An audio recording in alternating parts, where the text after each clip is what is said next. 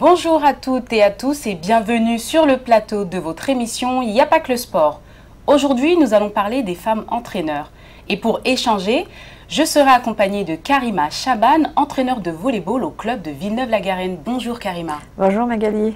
Les femmes entraîneurs, un long combat contre les mœurs. L'égalité femmes-hommes continue à faire débat, mais très peu de changements ont été observés. Alors que le nombre de licenciés, lui, continue à exploser, les femmes entraîneurs, elles, sont encore mises à l'écart. Alors pourquoi? Quelle en est la raison? On va en parler aujourd'hui avec mon invité. Alors Karima, avant de rentrer dans le vif du sujet, dans un premier temps, comment on fait pour devenir entraîneur, que l'on soit une femme ou un homme? Comment on fait pour devenir entraîneur? Alors je dirais tout simplement par ambition, par choix. Donc il faut passer, si je parle de mon expérience, j'ai adoré le sport très jeune. Donc du coup je savais que j'étais passionnée par l'activité du volley plus particulièrement. Donc je savais dès le départ qu'on est passionné par une pratique, donc automatiquement on veut aller plus loin et puis on découvre de plus en plus. Donc, et ce métier d'entraîneur vient un petit peu plus vers l'avant en fait. Ouais. On est joueuse, on aime ça, on prend partie un petit peu goût à la compétition et du coup on découvre le milieu compétitif et tout, et je pense que l'idée vient après, des fois elle-même, des fois il y a des opportunités, et puis maintenant avec tout ce qui se passe, les études, les formations font qu'il y a des options pour devenir entraîneur. Mais à la base je pense que c'est un choix, une passion. C'est une passion, un choix. Oui, après oui. Par rapport à beaucoup plus une passion. Une passion. Je dirais. Quelle est la formation qu'il faut faire pour être reconnu comme un entraîneur dans le milieu professionnel? Alors, de nos jours, en fait, il y a beaucoup d'options.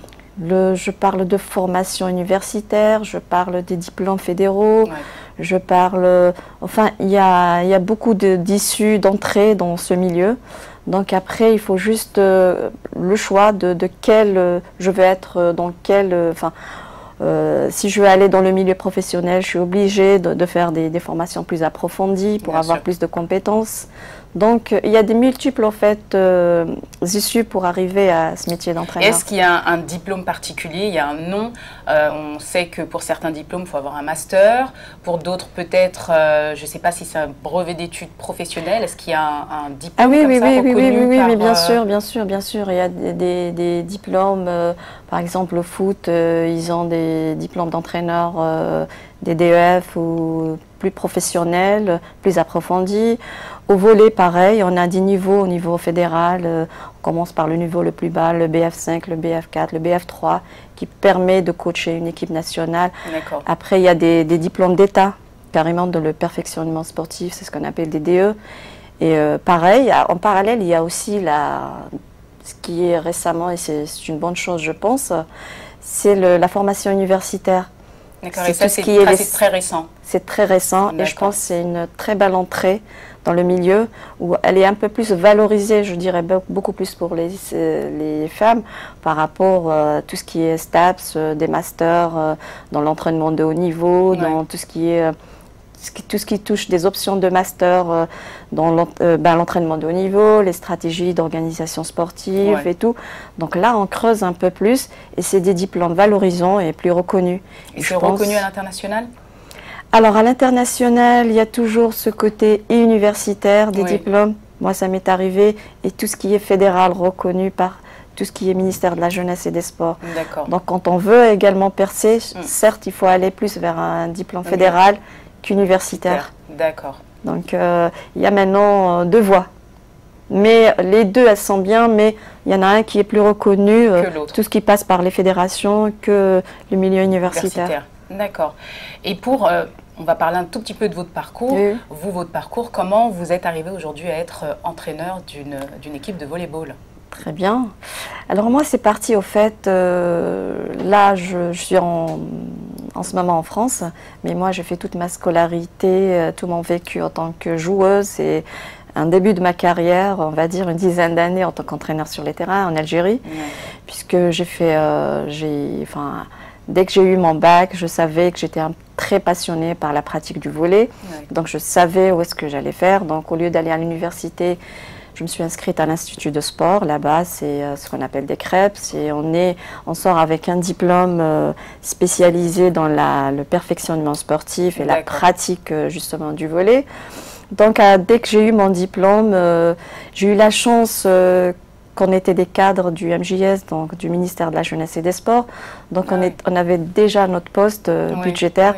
Donc, on activait directement sur le terrain. C'est une chance pour moi inouïe, je dirais. Parce que de là-bas, j'ai connu le terrain, j'ai connu le milieu de la compétition et la formation beaucoup plus des jeunes. Et après plusieurs années, j'avais réussi, je suis un peu ambitieuse au milieu des hommes, on va dire, de créer un petit peu, de créer ma place et d'avoir des résultats par ma petite expérience, on va dire, des résultats un peu sur des finales Coupe d'Algérie avec des petites catégories. Et à un moment donné, je me suis dit, tiens, j'y suis là dans ce milieu, pourquoi pas aller voir autre chose. Donc, ce qui m'a permis d'être là en France par une reprise d'études où j'ai enchaîné des études plus approfondies. Donc, j'ai une très bonne base, je reconnais d'avoir une très bonne base en Algérie en tant qu'entraîneur par rapport à mes formateurs. Donc, ils m'ont donné un peu la base. Chose que ici, j'ai pas eu trop de difficultés. Au contraire, je me suis vraiment imposée de leur ramener un petit peu votre savoir. Mon savoir et puis une autre façon d'enseigner. En fait, qui est autre que par exemple au volley de l'école française. Nous, on est plus habitué à une école russe, à une certaine rigueur dans le travail. Et puis, c'est toujours un plus. Donc, ce qui m'a un petit peu fait ma particularité dans les clubs où je suis passée, de ce plus-là que j'ai eu. Donc, je me suis imposée par ça. Et de fait que j'ai préparé aussi deux Master 2, un Master 2 en l'entraînement de haut niveau, et un autre Master 2 dans tout ce qui est politique publique et stratégie des organisations sportives, ce qui m'a permis de connaître un petit peu le sport français, le système français. Et en Algérie, vous entraîniez des femmes? Alors en Algérie, oui, j'entraînais des femmes. Moi, j'ai peut-être la chance aussi d'habiter une grande ville là-bas. Et même au niveau national, je pense que là-bas, c'est émancipé, il n'y a pas de souci. Donc j'ai entraîné des petites catégories, de minimes, j'ai fait leur suivi. Donc j'avais tracé déjà mon travail sur de long terme. Donc je me souviens que c'était un petit peu une satisfaction personnelle de les avoir minimes, benjamin, cadets, évoluer. En même temps, comme j'étais joueuse, donc il y a eu certaines arrivées à junior, je les ai même basculées dans mon équipe. Donc j'étais un petit peu l'entraîneur, le coach, et j'avais mes athlètes coéquipières avec moi, donc c'était un vrai plaisir. En fait. Et à Villeneuve-la-Garenne, ce sont aussi des femmes que vous entraînez ou Alors à Villeneuve-la-Garenne, venant ici, voilà, j'ai trouvé rapidement ma place, je n'ai pas trop galéré, entre guillemets. Donc du coup, oui, j'ai entraîné en fait toutes les catégories, des jeunes, des femmes aussi. Et aussi, bon, comme je suis responsable de la section, j'emmène un petit peu plus de l'entraînement. C'est un petit peu mettre en place des projets sportifs, de créer d'autres, par exemple le baby volley dans notre discipline, pour un petit peu augmenter le nombre de licenciés. Donc on est obligé de se débrouiller, autre que l'entraînement. Je gère à côté d'autres tâches, on va dire. Alors pour revenir justement à cette polémique en fait des femmes entraîneurs, enfin c'est surtout pas une polémique mais c'est un constat des femmes entraîneurs et du nombre de femmes entraîneurs qu'on peut retrouver dans le milieu sportif.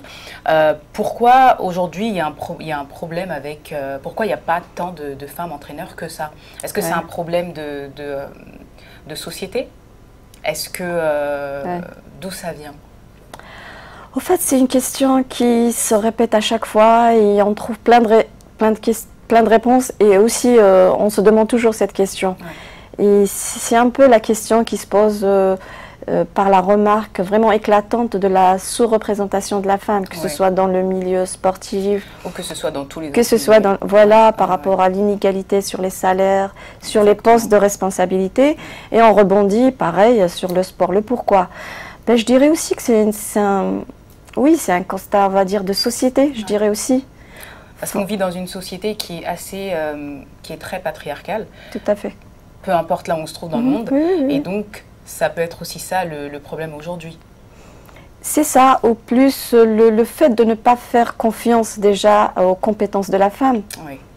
Comme quoi elle n'a pas assez, alors que franchement c'est quasiment faux. Ouais. Ça a été prouvé par le peu déjà d'entraîneurs femmes. Peut-être en milieu footballistique, on peut trouver ici, par exemple, Elena Costa qui a pris une équipe de Clermont, je pense. Oui, après, il y a pas mal d'autres, je ne retiens pas tous les noms. Par exemple, moi, je parle du volley, où il y a peut-être la seule femme, Magaï, qui s'occupait de la sélection féminine. C'était une ancienne joueuse de volley. Elle a fait de bons résultats aussi, mais elles sont rares. Parce que aussi, je dirais que c'est un métier très pénible aussi. Oui. Ou parce que aussi, la femme, elle a cette double fonction de maman et de maman, de la maternité, des missions encore. Elle a une double mission. Oui. Donc du coup, on a été éduqué que la femme, elle a des missions restreintes, voilà. Oui. Et puis aller chercher dans l'autre domaine qui est plus masculin, on va dire le sport, oui. ça pose un problème. Après aussi, il y a peut-être il n'y a pas beaucoup de candidatures aussi pour des postes comme ça. Ouais, c'est ça, c'est vrai que la question après qu'on se pose, c'est est-ce qu'il y a un problème de manque de candidates aussi à ces postes-là? Est-ce que les femmes sont moins intéressées aussi par ces postes-là? Ça peut être ça, parce que moi je sais par exemple, là récemment j'ai fait un DE, un diplôme d'état entraînement de perfectionnement sportif en volley. Sur notre promo on était 18, on est 2 femmes. D'accord. Donc on se pose aussi la question, est-ce que les femmes aussi, des fois on ne peut pas rester juste derrière des clichés, oui, on est sous-représenté, ils ne nous donnent pas notre chance, mais allez-y aussi. Donc des fois je me dis aussi par rapport à un choix, par rapport aux idées reçues, non c'est difficile, non ça prend, et c'est vrai, il faut reconnaître que c'est un métier qui prend énormément de temps et qui ne laisse pas le temps à autre chose. Donc après ça reste pour une femme un choix. Est-ce que c'est la vie familiale? Est-ce que c'est le travail? Est-ce que c'est pratiquement la semaine? Est-ce qu'il y a encore plus pour le haut niveau, si on parle d'un niveau professionnel? C'est les week-ends. Donc pratiquement les week-ends, les compétitions. Ici, on veut percer vraiment dans le haut niveau. C'est quasiment un temps fou à consacrer à une équipe, à sa gestion. Pas que le coaching, même si on a un staff technique amélioré ou beaucoup de gens derrière, mais l'entraîneur s'investit énormément. Donc je dirais beaucoup plus, c'est un métier très pénible au fait. Aussi les conditions de travail de ce métier. C'est pas, mais franchement, on a quand même, il faut dire qu'on n'est pas à l'abri de pas mal de, par exemple des anciennes joueuses, financièrement, ils ont des contrats, des salaires et tout. Une fois la carrière finie, hop, stop. Donc c'est un métier où les conditions sont aussi pénibles. Donc si on va à l'avance, il faut vraiment réfléchir 2 fois pour se lancer. Pour se lancer dans ce métier-là. C'est pour ça qu'il y a une certaine peut-être réticence. Au début aussi, c'est vraiment parce que c'est quelque chose qu'on aime, c'est une passion. Oui. C'est parce que c'est une passion qu'on peut faire ce métier-là. À la base, on est porté par ça. Des fois, on ne compte même pas les heures. Moi, peut-être, je ne fais pas le haut niveau, mais le peu d'expérience que j'ai eu en Algérie, en National 1, c'était un bon niveau aussi en tant que joueuse et après entraîneur, mais on ne compte pas les heures. On ne compte pas les heures, on s'investit pour le groupe devient la deuxième famille.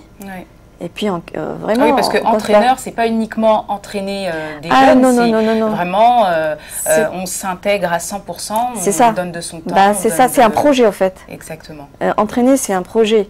On parle d'entraîner, voilà, c'est porter une équipe, chercher le meilleur. Le meilleur vient par quoi? C'est chercher s'il y a des soucis derrière.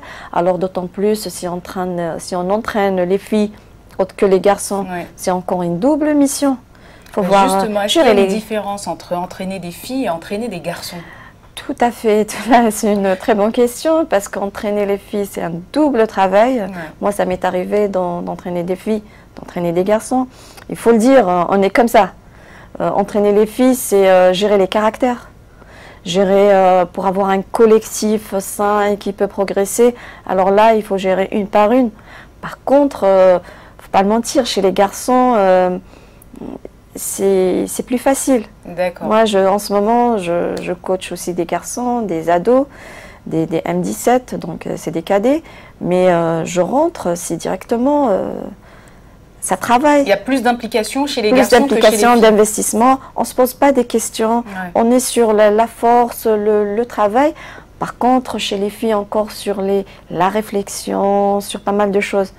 Donc là aussi, c'est par la nature aussi de la fille oui, voilà, ça c'est reconnu, ça a été prouvé que ce soit en sociologie, que voilà, la fille, elle est conçue comme ça, donc elle a un temps de réflexion, le garçon non, il fonce, il ne réfléchit pas. Oui. Donc du coup, on est sur un peu la formation et peut-être fille-garçon aussi. Un côté maman à avoir avec les filles et peut-être un peu moins avec les garçons.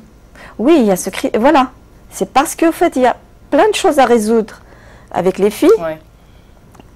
Que l'entraîneur, que ce soit homme ou femme, obligé de porter plusieurs casquettes. Dire oui, celle-là, je vais lui parler encore moins, je ne vais pas lui crier dessus parce qu'elle va elle ne va plus tourner sur le terrain. L'autre, Par contre, le garçon, de sa nature garçon, de ses gènes et tout, je sais que il a ce côté de supporter. Oui. Donc moi je sais qu'avec les garçons, ça passe super bien. Oui.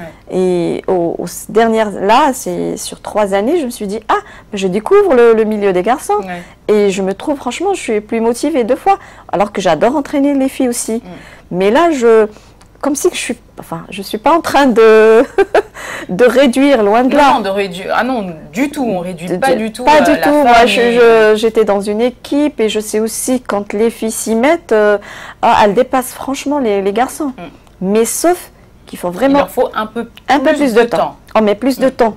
Je pense à gérer une équipe, mais quand elles sont impliquées, elles comprennent et tout, elles sont au taquet et on n'a rien à comparer ou à les réduire. Les garçons, c'est juste qu'ils ont ce côté direct. Oui. Je ne gère pas le côté conflit, je ne gère pas les caractères, je suis plus dans le travail pur et simple. Oui. Et les filles, il y a ce côté-là, mais n'empêche que le résultat est encore meilleur chez des filles qui peuvent donner, exploser même. Oui. Voilà, c'est plus ça. C'est plus ça, d'accord. Bah écoutez, là ce qu'il faut savoir, c'est que pour être femme entraîneur, mesdames, si vous êtes une passionnée, n'hésitez pas, faites les études que ce soit universitaire ou les études qui vous mèneront directement à devenir entraîneur professionnel. S'il manque de femmes, c'est parce que les femmes ne se présentent peut-être pas assez aussi c'est ça. Pour devenir entraîneur. Et je pense qu'on a toutes nos chances si on souhaite devenir entraîneur. Écoutez, nous sommes arrivés à la fin de notre émission. Merci à Karima de m'avoir accompagnée aujourd'hui. Merci pour son témoignage. On se retrouve très vite pour un numéro de Y'a pas que le sport. N'hésitez pas à participer, à commenter sur l'ensemble de nos réseaux sociaux. Et merci à toute la technique surtout. J'allais l'oublier. On se donne rendez-vous pour un prochain numéro. À très vite.